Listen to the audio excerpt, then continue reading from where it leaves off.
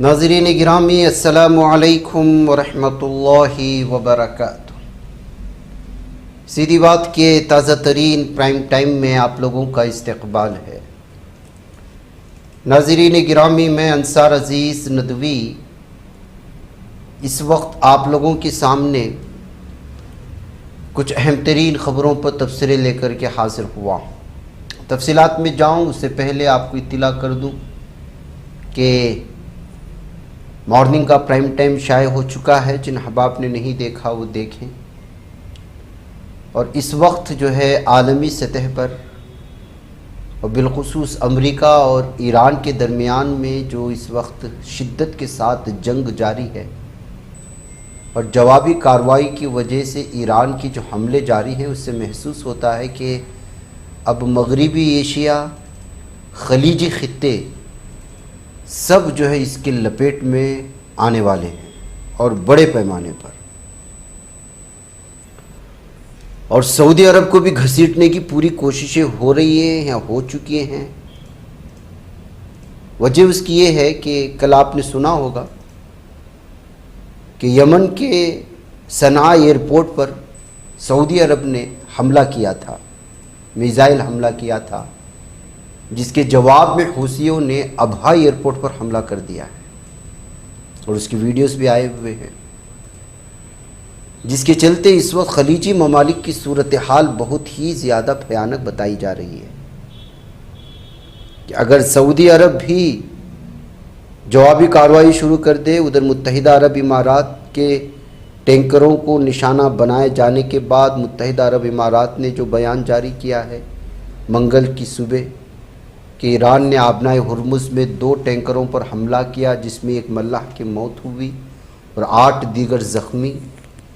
متحدہ عرب امارات کی وزارت دفاع کا یہ آفیشیل بیان ہے۔ ایران نے موم بادشاہ اور البحیہ نامی ٹینکروں پر 2 کروز میزائل داغے تھے۔ حملے کے بعد دونوں ٹینکروں میں آگ لگ گئی تھی، حالانکہ بعد میں آگ پر قابو پا لیا گیا۔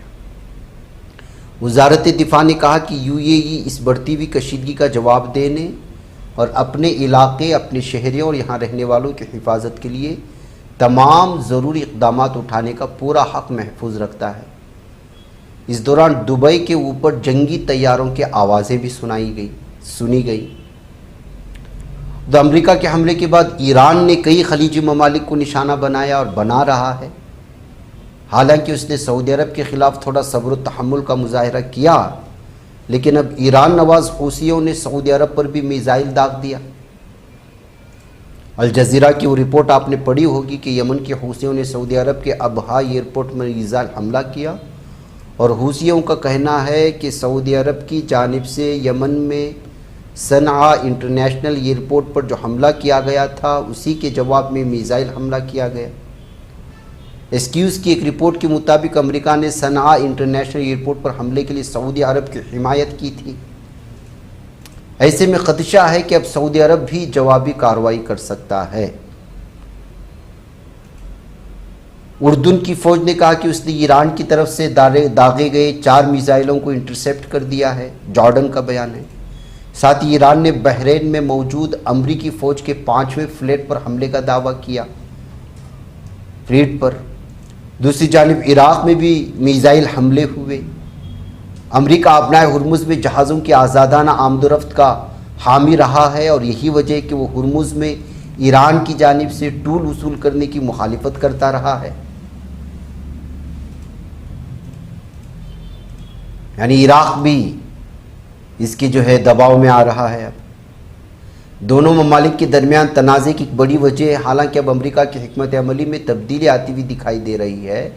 دراصل اب امریکہ نے خود ہی آبنائے ہرمز پر ٹول وصول کرنے کی بات کہی، جس کا جواب آج ایران کی جانب سے اس ویڈیو میں دیا گیا، جو IRGC کے ترجمان ہیں۔ ہمیشہ آپ نے جنگ کے دوران ان کو دیکھا ہوگا، ان کی تازہ ویڈیو آج آئی ہے۔ انہوں نے صاف و واضح طور پر کہہ دیا ہے کہ امریکہ اس بات کا دعویٰ کر رہا ہے کہ وہ جو ہے ہرمز پر ٹیکس وصول کرے گا، ٹول وصول کرے گا۔ ہم کسی بھی صورت میں اس کو برداشت نہیں کریں گے۔ آبنائے ہرمز پر نہ پہلے کسی کا قبضہ تھا، نہ آگے کسی کا قبضہ ہونے دیں گے۔ اس کی جتنے بھی حقوق ہیں وہ اپنے پاس ہم لوگ محفوظ رکھیں گے. یہ بیان اس وقت صاف طور پر دے رہا. اور اس کے علاوہ خلیجی ممالک کو بھی دھمکی دی ہے اس ویڈیو میں کہ آپ امریکہ کی اس کھیل میں شامل نہ ہوں. اگر آپ اس امریکہ کے کھیل میں شامل ہوں گے تو آپ کو بھی براہ راست جنگی دشمن سمجھا جائے گا.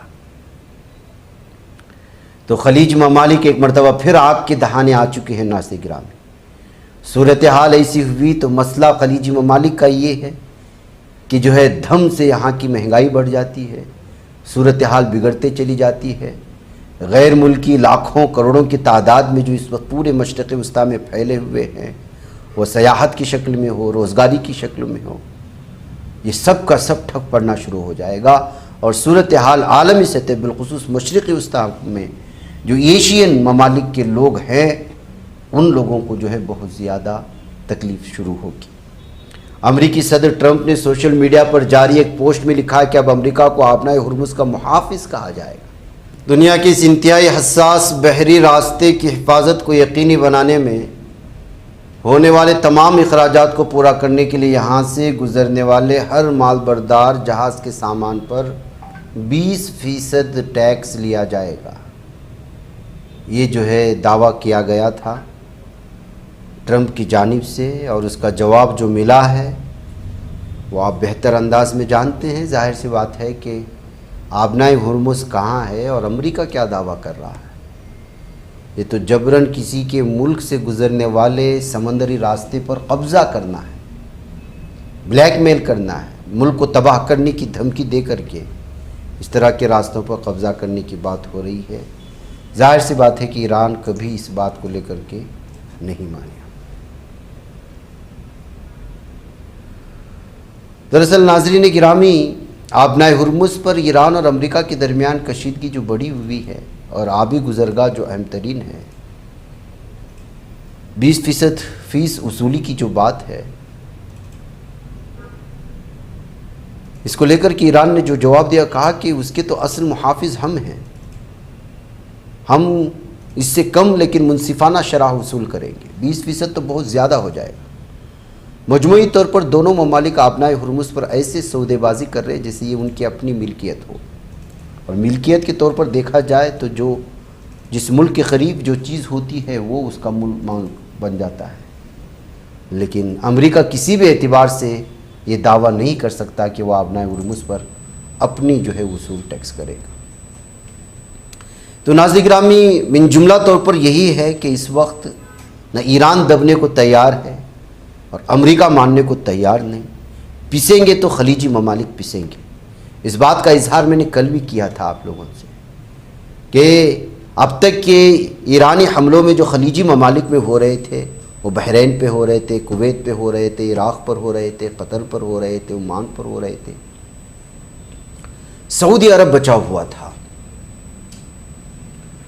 اور سعودی عرب اور یمن کے درمیان میں اگر براہ راست ایک دوسرے پر حملے کا سلسلہ شروع ہوتا ہے تو پھر اس سے سارا کا سارا نظام جو ہے وہ ٹھپ پڑ جائے گا.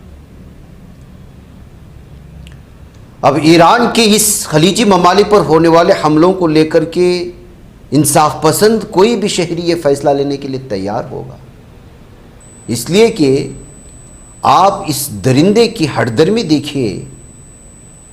ٹرمپ کی کل ہی اس نے ایک بیان جاری کیا اور اس نے کہتا ہے کہ خلیجی ممالک کی ہم حفاظت کر رہے ہیں، لہٰذا خلیجی ممالک سے بھی ہم ٹیکس وصولیں گے. جبکہ یہ ساری کی ساری چیزیں جو ہو رہی ہیں، جو وہاں پر انہوں نے فوجی اڈے بنائے ہوئے ہیں، یا سارا کچھ جو ہے انہی ممالک کے ہی پیسوں سے، انہی کے فنڈ سے ہے، اور حفاظت فراہم کرنے کے نام پر ہر سال کروڑ ڈالر لیتا ہے. اب اس حملے کے بعد اس بات کا دعویٰ کر رہا ہے کہ ہم اس کی حفاظت کر رہے ہیں، لہٰذا پھر ہم جو ہے خلیجی ممالک ہمیں پیسہ دیں. یہ درندگی کی کون سی حدیں پار کر رہا ہے ٹرمپ یا امریکہ، یہ صاف اور واضح طور پر اگلے آنے والے دن بتائیں گے. ظاہر سی بات ہے کہ ان تمام چیزوں کے درمیان میں ایران اگر خلیجی ممالک پر حملے کر رہا ہے، دبئی اگر آنکھیں دکھانے کی کوشش کر رہا ہے، قطر یہ کہہ رہا ہے کہ ہم واپس جواب دینے کی کارروائی کے حق جو ہے محفوظ رکھ لیتے ہیں۔ ان تمام چیزوں کے درمیان میں امریکہ کی جانب سے ان ممالک کو بلیک میل کرنا، کیونکہ ظاہر سی بات ہے کہ یہ انہی کے فوجی اڈے استعمال کر کے ایران پر حملے کر رہا ہے، اور ایران جوابی کارروائی میں اس کے اڈوں کو تباہ کر رہا ہے، تو یہ خلیجی ممالک سے کہہ رہا ہے کہ ہم آپ سے پیسے وصولیں گے۔ دیکھیے یہ کہاں کس طرح کی بزنس مائنڈ لے کر کے یہ لوگ کام کرتے ہیں۔ اس کے باوجود نہ خلیجی ممالک کو سمجھ میں آ رہا ہے، نہ بحرین کو، نہ کویت کو، کہ جو ہے وہ اپنے زمین استعمال ہونے ہی نہ دے، اپنے فضا کو استعمال ہونے ہی نہ دے، تو کیوں کر کے ایران ان کے فوجی اڈوں پر حملہ کرے گا، کیوں کر کے ان کو نشانہ بنائے گا؟ اگر اس کو ڈھونڈنا ہے تو کہیں اور علاقے سے ڈھونڈ کر کے جو ایران پر حملہ کرے، فضا استعمال کرے۔ یہ سارے کی سارے ممالک ایران پر حملہ کرنے کے لیے اپنے فوجی اڈے بھی دے رہے ہیں، اپنی فضائی حدود بھی دے رہے ہیں، اپنے بحری راستے بھی دے رہے ہیں، سب کچھ امریکہ کو فراہم کر رہے ہیں، اور اس کے باوجود کہہ رہے ہیں کہ ایران جو ہم پر حملے کر رہا ہے وہ غلط کر رہا ہے۔ تو یہ کیسے انصاف پسند بات ہو؟ اور اس تمام چیزوں کے درمیان میں انہی ممالک کو یہ درندہ پھر سے بلیک میل کر رہا ہے۔ تو آپ سمجھیں کہ کیا ہو رہا ہے۔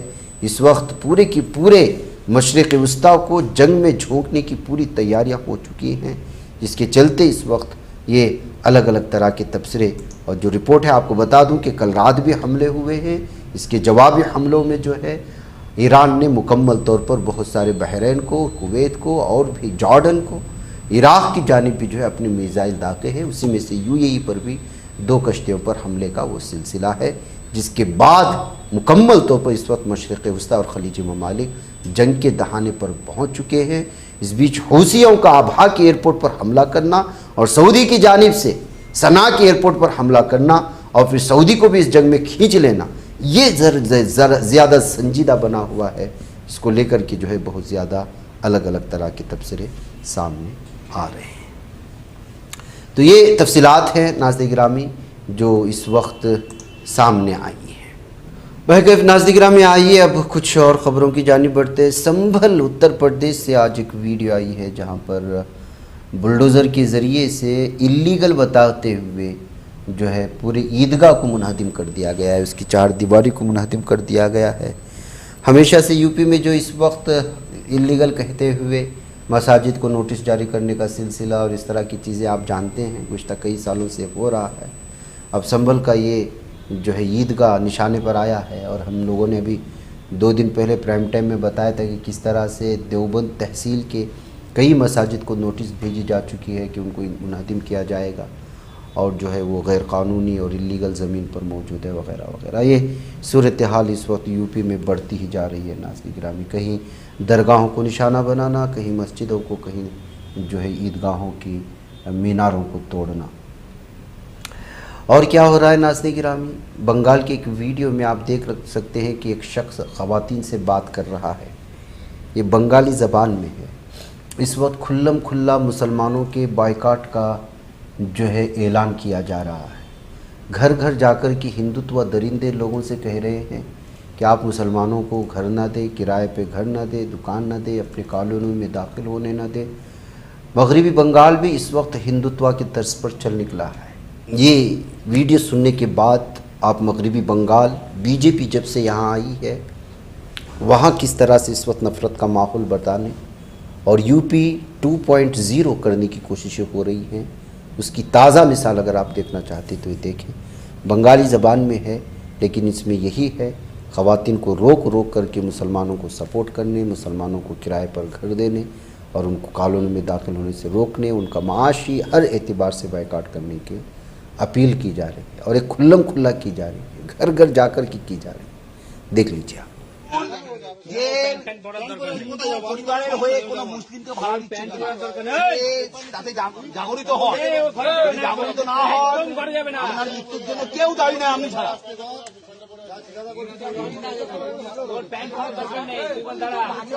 ওরা বলছে আমাদের পয়সার দরকার। ওটাই তো বলছি, সচেতন হন, বেরিয়ে আসুন, হিন্দু ঘর থেকে বেরিয়ে আসুন মহিলারা। শিল্প আসছে, কলকারখানা আসছে রাজ্যে, এত নিরাশ হওয়ার কিছু নেই। ফলে এত ভয় কিসে? ব্যবস্থা করছে ওদিকে 35 আর 15 দিয়ে ফেলেছে। এবার সময় তো দিন, 2 মাসের মধ্যে ইতিহাস তৈরি হয়ে গেল।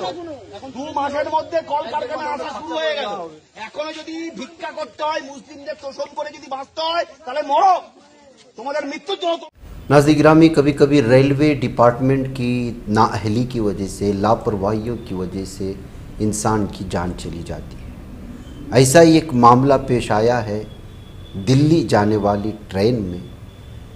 12216 ट्रेन नंबर था, जिसके बाद से जो है इस वक्त ये सारा मामला एक शख्स ने जो इसको आंखों देखा हाल था उसको बयान करने की कोशिश की है कि किस तरह से उन्होंने रेलवे अथॉरिटी से कहा, जब वो फौरी तौर पर इस तरह से जो है वो बीमार हुए, कि उनको रोका जाए, ट्रेन को रोका जाए, एम्बुलेंस को बुलाया जाए।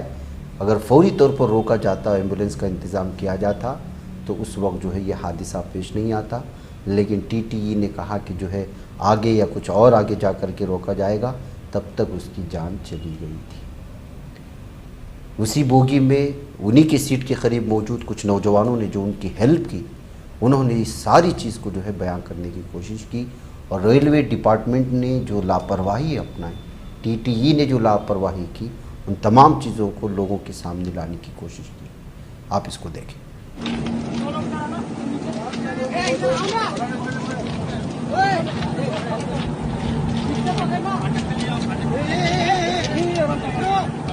भैया ये भाई हाथ लगा ले, थोड़ा हाथ लगा ले। अरे हमने बहुत ध्यान रखा यार, थोड़ा कर लो, तुम लोग लोकल हो यार। रखना, छोटा बच्चा है।